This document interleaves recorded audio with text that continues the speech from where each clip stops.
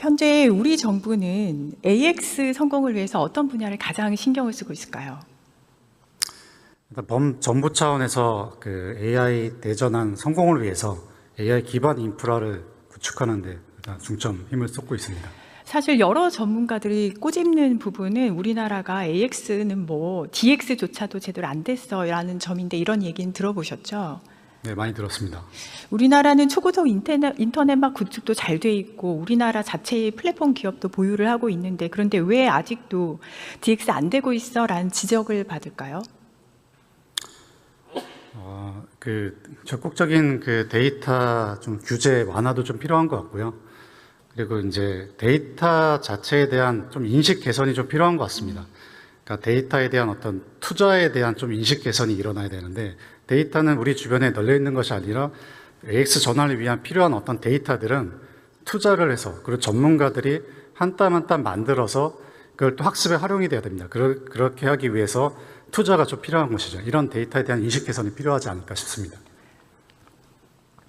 저는 사실 이유를 거버넌스 부재가 가장 큰 이유라고 저는 생각을 합니다. 그래서 거버넌스 부재로 인한 여러 문제점 중에서 시간 관계상 두 가지만 꼽아서 말씀을 드릴게요. 첫 번째는 예산입니다. 지금 AX 관련돼서 정부 사업이 부처 간에 이렇게 막 중복이 되거나 아예 충돌이 되는 상황까지 보이는데 정부는 AX 목표를 실현할 하나의 거버넌스가 이렇게 부처별 교통정리를 해줘야 되거든요. 지금까지 이러한 거버넌스는 사실 없었다라고 판단을 하고 거버넌스가 없으니까 정부 정책의 목표는 흐려지고 그리고 따로 각자 움직이는 상황이 됐다고 생각을 해요. 예를 들면은 과기정통부는 지금 AX 대전환에 4조 5천억 원을, 행안부는 AI 민주정부 및 정보화라는 이름으로 8,649억 원이라는 AX 예산안을 제출을 했습니다.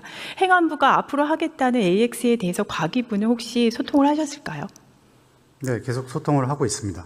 소통을 하셨다면 그럼 행안부에 예를 들면 PPP 제도는 왜 그대로 보고 두시는지 모르겠습니다. AX 기본 그 인프라가 클라우드인데 지금 행안부가 추진하는 방식대로 그대로 가게 되면 폐쇄망 안에서 제약이 너무 많아서 AX 할 수가 없거든요. 그래서 이거는 혹시 다시 검토를 해주실 수가 있을까요? 네, 행안부랑 뭐 데이터 전반 그 부분뿐만 아니라 그 범정부 AI 공통 기반 등 그런 부분에서 지금 행안부와 과기부는 긴밀하게 소통하고 있다 이렇게 말씀드리고 싶고요. 거버넌스에 대해서 좀 간단히 좀 말씀드리고 싶은데 범부처의 어떤 거버넌스 관점에서 국가 AI 전략위원회가 만들어졌습니다. 국가 AI 전략위원회가 전체 거버넌스 역할을 아마 하게 될 것이고 데이터 문제 AX 관련된 부분들도 AI 액션 플랜을 저희가 이제 추진을 합니다. 그 부분에서 하나하나 점검을 해 나가겠습니다. 네, 그런데 이미 예산이요. 내년도 예산이 국회로 넘어와 버렸어요. 이전 정부의 기조가 그대로 넘어온 것도 굉장히 많이 있습니다. 내년 사업 예산에 과연 현 정부의 지금 말씀하신 그 기조가 얼마만큼 담겼는지 의문이고, 물론 저는 지속 사업 진짜 중요하다고 생각을 합니다.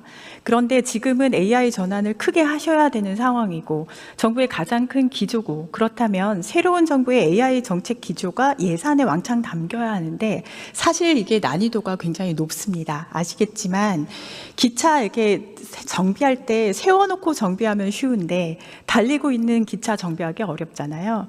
그래서 장관님 그 기술부채 테크니컬 뎁트 잘 아실 거예요. 그죠?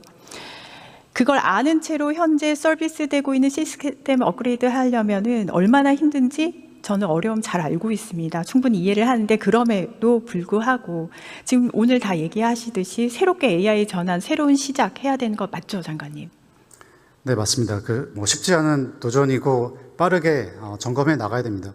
대통령실의 AI 수석 그리고 과기정통부 AI 전략위원회가 한 몸으로 돌아가면서 그런 문제들 빠르게 해결해 나가겠습니다. 그럼 국회에서도 방법을 좀 찾아보겠습니다. 11월에 있을 그 국회 예산 심사 전에 지금이라도 정부의 현재 정책과 미스매치 되는 부분이 있다면 전수조사하셔서 국회로 알려주시면 좋겠어요. 이게 제가 장관님께 드리는 첫 번째 제안입니다. 그 과정을 통해서 저는 이재명 정부의 AI 정책 기조 잘못하면 이재명 정부 3년 차부터 시작하게 생겼어요. 그래서 더 당겨서 내년부터 바로 시작할 수 있도록 만들 수 있다고 봅니다. 그렇게 함께 만들어 가실 수 있을까요? 네, 그렇게 만들어 가겠습니다. 두 번째는 보안과 클라우드 부분인데요. 하루가 멀다 하고 지금 터지는 해킹 사고, 개인정보 유출은 잘 알고 계시죠? 네, 잘 알고 있습니다. 이게 그 금융 피해까지 난 KT 사건, 그리고 이제 롯데카드 아니면은 예전 몇 달 전에 있었던 SKT 유심 해킹까지 이런 보안 사고 과연 기업들만의 문제일까요? 저는 아니라고 봅니다. 이들은 모두 정부가 인정해주는 보안 등급을 받은 곳입니다. 정부 인증을 받았는데 왜 자꾸 사고가 생길까 했을 때 정부의 인증 제도의 목적은 사실 국민이 안전하게 사용할 수 있는 서비스를 제공하겠다라는 거잖아요. 근데 현재 정부 보안 인증 제도는 현실적이지가 않습니다. ISMS랄지 ISMSP 뭐 이런 건 차치하더라도 왜 클라우드 보안 인증을 이렇게 완전히 따로따로 받아야 되는가? 전 그 질문을 해야 되겠습니다. 각 부처는 각각의 논리로 각각의 인증 체계를 가지고 있지만 그걸 당하는 혹은 액션을 해야 되는 기업 입장에서는 한 군데서 여러 개의 겹치는 인증을 돈을 내가면서까지 받아야 되거든요. 국가 전반을 보는 보안 거버넌스가 없어서 공급자 입장에서 각각의 인증제가 존재할 뿐 사용자의 진짜 안전한 서비스를 담보를 해주지 못하고 있습니다. 윤석열 정부는 CSAP라는 클라우드 보안 인증제를 시스템 보안 등급에 따라서 상, 중, 하 이렇게 3등급으로 나누고요. 하는 민간이 사용할 수 있도록 열어뒀는데 나머지는 여전히 닫혀 있죠. 여기에 국정원과 행안부가 등장을 합니다. 지금 국정원은 N2SF라는 별도의 보안 체계 만들어서 수요자를 통계하는 정보자원 등급제를 부활시키고 있어요. 행안부는 PPP라는 제도 통해서 별도로 공공부문 클라우드 전환 사업을 하고 있고요. 이렇게 되면 사실상 CSAP는 그 존재의 의미가 사라지게 됩니다. 장관님, 지금 과기부, 국정원, 행안부 이 세 부처의 보안 인증 제도가 클라우드 환경에 맞는 제도라고 보실까요? 네, 각각 각자의 체계로 운영이 되고 있지만 사실 최근에 벌어진 이 해킹 사건에 대해서 같이 공감하면서 종합적인 어떤 대책을 세우고자 같이 논의를 하고 있습니다. 특히 이제 국정원과는 실질적인 어떤 사이버 안보 관점에서의 어떤 대책 방안을 같이 수립하기 위해서 사실 공공과 민간 영역을 넘어서 어떻게 좀 우리가 이 문제를 해결할지를 논의해 나가고 있다. 이 정도 말씀을 드리고 싶습니다. 들어보셨겠지만 클라우드 사용도 안 하는 공무원이 클라우드 정책 펴고 있다는 조롱이 나오고 있습니다. 왜 이런 일이 있을까? 이런 두 가지 예제 말고도 거버넌스 문제 예제는 수없이 많습니다, 장관님. 그래서 거버넌스 관리의 한 영역에서 부처의 순환 보직 문제가 근본 문제 중에 하나라고 저는 판단을 하고 있어요. 도저히 전문성이 쌓일 시간을 두지 않습니다. 책임 회피 쪽으로 몰리게 되고요. 전문성이 높게 요구되는 과기정통부부터 혹은 그 일부부터 순환보직에서 벗어날 수 있는 방안 마련을 해주시면 좋겠는데 그걸 통해서 우리나라의 정부 부처의 체질이 전문화될 수 있으면 좋겠습니다. 이게 제가 드린 두 번째 제안입니다. 고려하시겠습니까? 충분히 고려해야 될 상황이라고 생각합니다. 정부도 지금 최근에 추진 중인 어떤 AI 컴퓨팅 센터 SPC 사업 통해서 민간 사업자의 어떤 클라우드 역량도 높이려고 하고 있고 사실 정부 부처 내부에서도 이 클라우드 역량을 높여야 된다고 생각합니다. 클라우드뿐만 아니라 이 클라우드 기반으로 한 보안 역량까지 정부 부처에서 앞으로 이제 정부가 이제 우리가 어떻게 좀 더 안전하고 국민들에게 신뢰할 수 있는 이런 어떤 인프라를 제공하고 서비스를 제공할 수 있는가 측면에서 점검하고 보완하겠습니다. 네, 감사합니다. 들어가셔도 좋습니다. 자, 그러면 지금부터 잠시만 주목해 주시기 바랍니다. 제가 구독자분들을 위해서 선물 하나를 준비했는데요. 제가 항상 여러분들께 드리는 말씀이 있습니다. 뉴스만 평소에 잘 챙겨보셔도 돈이 되고 돈을 벌 수 있다라고 말씀을 드렸는데요. 여러분들은 여기 보시는 삼성전자 뉴스를 보고 어떤 생각이 드세요? 아니면 정치인들의 뉴스, 날씨 뉴스를 보고는 어떤 생각이 드시나요? 그냥 뉴스만 보고 끝내는지 아니면 이 뉴스를 어떻게 이용할 수 있는지 이 부분을 고민하고 계시는지를 되물어 보고 싶습니다. 그 이유가 뭐냐 하면 제가 지난번에 여러분들께 뭐라고 말씀을 드렸었죠? 지금은 반도체 섹터를 눈여겨보셔야 한다고 말씀드렸습니다. 그리고 나서 이런 썸네일들을 뉴스를 통해서 많이 보셨을 겁니다. 반도체 내용이 이슈가 됐을 때 부자들은 어떻게 생각할까요? 반도체 관련주들은 뭐가 있는지, 어떤 종목이 가장 좋은지, 어디에 투자해야 돈이 몰리는지 자연스럽게 생각한다고 제가 말씀을 드렸죠.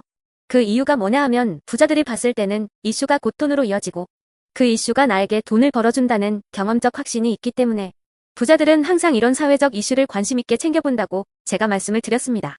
이번에도 마찬가지인데요. 제가 지난번에 시청자분들과 함께하는 주식으로 수익 내기 이벤트를 진행했었죠. 당연히 100% 무료로 진행을 했었고요. 여기 보시면 아시겠지만 제가 지난번에도 구독이라고 보내주신 모든 시청자분들께 반도체 관련주 중에 가장 크게 급등할 딱 한 종목, 많은 종목도 아니라 한미반도체 한 종목을 여러분들께 추천드렸어요. 그러면서 여기 나와 있는 대로 정확히 얼마에 매수해야 하는지, 그리고 수익률이 어느 정도 나왔을 때 팔아야 하는지를 이런 부분들까지 여러분들에게 정확히 알려드렸었는데 지금 실제로 어떻게 되었다? 오른쪽을 보시면 아시겠지만 제가 지난번 문자 발송으로 이 한미반도체를 소개해드리고 나서 실제로 이렇게 5배 이상 어마무시한 상승이 나왔습니다. 100만 원만 투자를 했어도 무려 500만 원이 넘는 수익금이 생긴 거죠. 그래서 당시에도 굉장히 많은 분들이 제가 드린 이 한미반도체로 수익을 내실 수가 있으셨을 텐데요. 또 최근에도 두산 에너빌리티라는 종목을 소개해드리고 2배가 넘는 상승이 나와주었습니다. 다시 한번 축하드린다고 말씀을 드리겠고 이번에도 마찬가지입니다.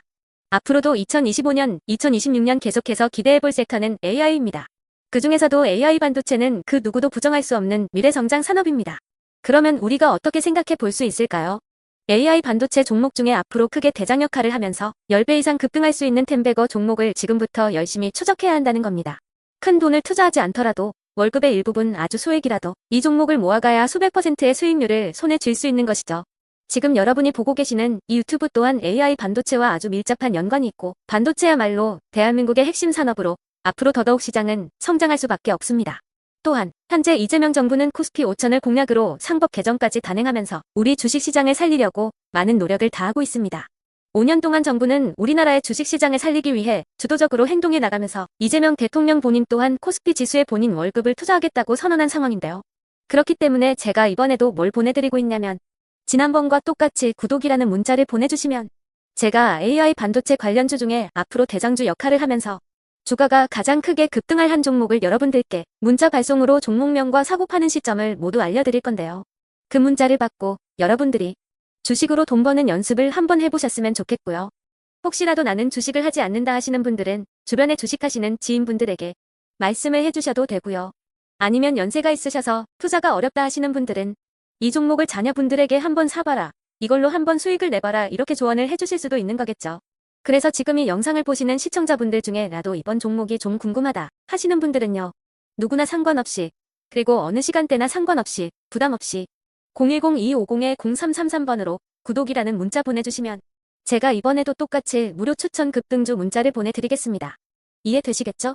제 번호 010-2250-0333번으로 구독이라는 문자 보내주시면 여러분들이 직접 이슈를 통해서 돈 버는 연습을 해보실 수가 있는 거고 제가 돈을 받는 것도 아니고 투자를 대신해 드리는 것도 아니기 때문에 부담 없이 신청해 주시면 되는 겁니다.